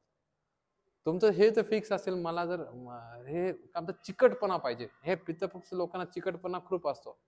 अशा व्यक्तींना ते ठरवायचं, मला करायचंच आहे. एकदा ठरवलं, मला सकाळी उठायचंच आहे, काही असू देत, मला जागरण करायचं नाही. घरच्या सगळ्याला सांगायचं की आपली वेगळी रूम असेल तर पूर्ण लाईट बंद करून झोपी जायचं. फक्त 10 दिवसात सवय बदलते. आणि एवढं सोपं होतं. तुम्ही अभ्यास करून जर शाळेत आलात, खूप सोपं, थकून अभ्यास करून झोपलात तर ते अर्ध विसरून जात. झोपून शांत होऊन झोप 6 ते 7 तास गरजेचीच आहे ना. तुम्ही रात्री 2 ला झोपणार तर 4 ला कसा अभ्यास करणार? तसं त्यांनी सांगितले की तो कमी झोपतोय ना, पोटेन्शियल आता तरुण वय आहे, आता लहान आहेत म्हणून सोपं आहे. हे पित्त वाढत वाढत जाऊन परीक्षेच्या दिवशी जास्त असेल तर कमी मार्क पडतात. त्याच्यामुळे सवय बदलणं गरजेची आहे. म्हणजे माझा प्रॉब्लेम थोडासा वेगळा आहे की मी अभ्यास करायला बसलो कधी गेला, पण कधी कधी असं होतं की शांततेत अभ्यास चांगला होतो. कधी कधी मला असं बॅकग्राऊंड सॉन्ग काहीतरी गोंधळ सुरू असला तरी अभ्यास चांगला होतो. हो हो म्हणजे मूडनुसार असा अभ्यास करण्याची मेथड बदलत राहते. म्हणजे मला बॅकग्राऊंडला काहीतरी ऐकायला लागतं, हो कोणाची तरी बडबड लागतेच, तर मग नाही नाही नाही, ही प्रकृती आहे. ही प्रकृती आहे. मी काय बोललो, सेम माझ्यासारखी. म्हणजे मी बँड जरी वाजत असेल, गणपतीचे जे डीजे वाजतात ना, त्या डीजेच्या बाजूला बसून मी अभ्यास करू शकतो, बरं का. ते आपल्या एकाग्रतेचा मुद्दा असतो. ते आपल्या अनकॉन्शियस माइंड आणि कॉन्शियस माइंड आपल्या असे दोन असतात. नाहीतर काय होतं माहितीये का, असं जर काही नसेल तर आपलं मन खेळायला लागतं इकडे तिकडे. त्याच्यामुळे कोणी काही करत असेल, आपल्या माइंडला ट्रेनिंग देता येते आपल्याला. सिंपल आहे. जसं तू म्हणला ना की मला अभ्यास करत असताना मागे काही ना काहीतरी असेल तर तेव्हा चांगला होतो. पण काय होतं, ह्याच्यामुळे तुला ती सवय लागत जाईल. एकाग्र चित्तपणा तुझं डिव्हिजन होईल. तुझा जेवढा पॉवर आहे तेवढा अर्धा पॉवर दुसरीकडे वापरतोय ना तो. ऐकण्याचं जे पॉवर आहे. मग याच्या वेळेस तू असं करू शकतो की समजा एखादं लिहायचं आहे तर ते वाचत वाचत लिहिणं, हे जर करायला लागलो तर ते आपला अनकॉन्शियसचा माइंडचा जो पार्ट आहे तो सुटून जातो. म्हणून आपलेच शब्द आपण ऐकायचे, किंवा टीचरनं काही रेकॉर्डिंग्स वगैरे, आता मला माहित नाही आहेत की नाही ते ऐकत ऐकत जर आपण करायला लागलो. समजा मला श्लोक पाठ करायचा आहे, तर श्लोक ऐकत मी लिहित असेल आणि मी स्वतः म्हणत असेल तर ह्या तिघांचं पॉवर एवढं बेस्ट असतं ना. आता डॉक्टर होण्यासाठी बरेच जण रिपीट करतात बरं का. आता परवाच आमचा एक 12वीचा मुलगा होता. मी त्याला फक्त अभ्यासाची पद्धत बदलायला सांगितली. कफ प्रकृतीचा होता आणि त्याला करायचाच होता अभ्यास, आणि ते खूप पॅशन होतं घरामध्ये. त्याला तेवढंच सांगितलं की तू जे काही अभ्यास करतोय, लिहिणं, बोलणं आणि ऐकणं, हे तिन्ही इंद्रियांचा वापर कर. म्हणजे नीट म्हणजे तू भारतामध्ये 22वा आलाय आणि डॉक्टर होणार आहे आता. पूर्वी कधीच नव्हता अभ्यासामध्ये. फक्त एक इंद्रिय वाढवलेली आणि जिद्द. तू जसं म्हणतोय ना, अभ्यास करत असताना मला बॅकग्राऊंडला काहीतरी लागतंय, तू माइंडचं डिव्हिजन होतंय तुझं. एक्स्ट्रा एफर्ट्स तिकडे जात आहेत तुझ्या. शक्ती का वाया घालवायची? म्हणजे हे आता सगळं जर मीच करत बसलो तर किती अवघड होईल. डिवाइड केलं ना आपण, मीच खुर्ची आणणार, मीच हे करणार, मीच ते करणार. त्यापेक्षा डिवाइड करण्यापेक्षा एकट्यानं जर आपण अभ्यास एकाग्रपणा वाढवायला लागलो, माइंडच्या ट्रेनिंग असतात, आपण देऊ शकतो. फक्त जिद्दीनं ठरवायचं आपण, बाकी काही. माझा प्रश्न असा आहे की शाळेत अभ्यास घरी मुलापेक्षा अभ्यास जास्त चांगला होतो आणि असं आहे की अभ्यास करायचं म्हटलं तुम्ही बसल्या बसल्या खूप करतो पण करायचं नाही म्हटलं तरी अजिबातच करतो. तर मग मी प्रत्येकाचं मी कसं ठरवू शकतो की मला करायचंच. आता हे बघ, आता आपण करताना तिघा जणांचे वेगवेगळे आवाज ऐकले, त्याचा स्पष्ट आवाज होता. याचा आवाज हा बोलताना खूप थडवून बोलला हा, आणि याचा धीर गंभीर असा साऊंड ढगासारखा आवाज होता. हा कफ प्रकृतीचा व्यक्ती आहे. ह्याची बुद्धी खूप छान असते, पण ठरवूनच होत नाही. कारण शाळेत करवून घेतल्या जातं ना, शाळेत ऑप्शनच नाहीये, करावंच लागतं. घरी हा ऑप्शन झाला करायचं की नाही. आता याच्या पॅरेंट्सने याला काय करायला पाहिजे की जे काही झालेलं आहे ते सतत करण्यासाठी वेळेचं नियमन लावलं पाहिजे. फक्त 2 तास जरी अभ्यास केला, तुझी बुद्धी एवढी, स्मरणशक्ती एवढी चांगली आहे, तू जसं म्हणला शाळेतला अभ्यास पुरेसा ठरतो ना, पण घरी अभ्यास केला तर अजून वर जाशील. ते ठरवायचे, बाकी काही नाही. आणि रोज रोज सांगावं लागतं, बाकी काही नाही. रोज सांगावं लागतं बा तुझी बुद्धी चांगली. आपण ठरवलं ना खूप सोपं जातं. मी अभ्यास करताना मला रात्री अभ्यास करणं चांगलं वाटतं पण मला सकाळी अभ्यास करायचं म्हटलं तर उठवतच नाही आणि रात्री शांतता असते. हा, मला तोच मुद्दा. हा. आणि मला एक अभ्यास करताना गाणी म्हणायची सवय. हम्म. मी गाणी गुणगुणत असतो आणि खाली लिहित असतो. हा हा. ते दोन्ही ऍट अ टाइम चालू असतं पण अभ्यास होत असतो. अभ्यास आणि रायटिंग किंवा आपल्याला होमवर्क करण्याच्यात फार फरक आहे. अभ्यास आणि रायटिंग करणं आणि होमवर्क करण्यात फार फरक आहे. अभ्यास म्हणजे जे आपण लिहितोय, आपण जे वाचतोय ते आपल्याला परीक्षेत आलं पाहिजे, बरोबर. गाणं म्हणत असताना अनकॉन्शियस एका माइंडला आपण डायव्हर्ट करतोय ना, तेच गाणं अभ्यासाचं मन. आता कारण काय होतंय, स्टेबल माइंड आहे, तू वाद प्रकृतीच्या मनामध्ये मोडतो तू. त्याच्यामध्ये काय होतं की आपल्याला गोंगाट नाही चालत, आपल्याला डिस्टर्बन्स नाही चालत. कारण ह्या सगळ्या छोट्या छोट्या गोष्टी आहेत आपल्या मनाला अभ्यास करून न देणाऱ्या. घरामध्ये कोणी जागरण असेल, टीव्ही लागलेला असेल किंवा कोणी बोलत असेल, अशात अभ्यास होतो का? नाही होत ना. म्हणजे हे पटकन चंचल बुद्धीचं मन असतं. याच्यामध्ये मग सकाळी ते सगळे झोपलेलेच असतात ना. फक्त सकाळी का उठवत नाही, कारण रात्री जागरण झालेलं असतं. ही सवय एकदा बदलावी लागते. थोडी सवय बदलली तरी सोबत जातात. तरी आपण प्रकृती परीक्षण प्रत्येकाचं इंडिव्हिज्युअली काढूच, त्यावेळेस आपल्याला ह्या सगळ्या गोष्टी अजून डेप्थ मध्ये कळायला लागतील, तेव्हा आपल्याला अजून डेप्थ मध्ये सांगता येईल. हा हा.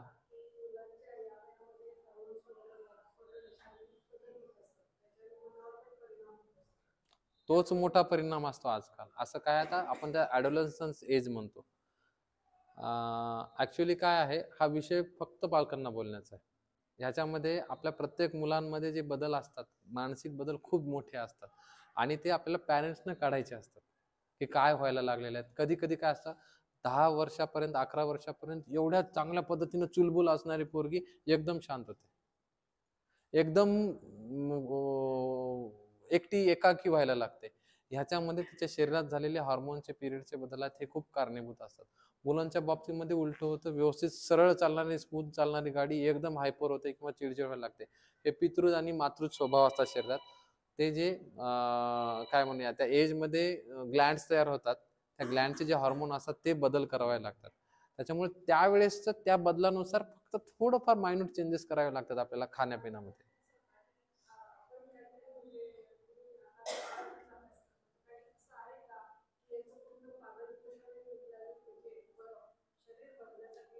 हो हो, तेच तेच सांगतो ना, हे इंडिव्हिज्युअली सांगावं लागणार आपण. हा, कॉमन कसं आहे, फक्त पालकांना बोलण्याचे विषय आहेत ते. कारण मुलं मग बऱ्याचशा गोष्टी लक्षात ठेवतात, एकमेकांचं लक्षात ठेवतात. आपण इंडिव्हिज्युअली जेव्हा करणार आहोत, आपण 1 to 1च करणार आहोत काही दिवसानंतर. म्हणजे काय होईल, हे बाळ तुमचं असं असं आहे, ह्याची अशी प्रकृती आहे, ह्याच्याशी असे बदल व्हायला लागलेले जे तुम्हाला दिसत नाहीत, एवढं एवढं काम करा, बस तेवढंच करावं लागतं. म्हणजे काय, ते प्रॉडक्ट ना एकदम असं हिऱ्यासारखा बाहेर निघतो मारून मारून, आपल्याला काढता येतो तो प्रॉडक्ट. आणि असं नाही की कोणताही प्रॉडक्ट बेस्ट करतात, हे तिन्ही आपल्याला कलेक्टर करता येतात. मी जसं बोललो मागे, तिघांनाही डॉक्टर करता येतात. आपल्याला काय करायचं त्याच्या प्रकृतीनुसार निवडलं. तिघांनाही खेळात काम करता येतं, फक्त खेळ निवडावा लागतो. हा धावू शकणार नाही कधीच येणार नाही. याच्या मागे लावून उपयोगच नाही ना, धावलं पाहिजे. कंपॅरिझन आपल्याला टाळावं लागतं की बघ तो कसा अभ्यास करतोय.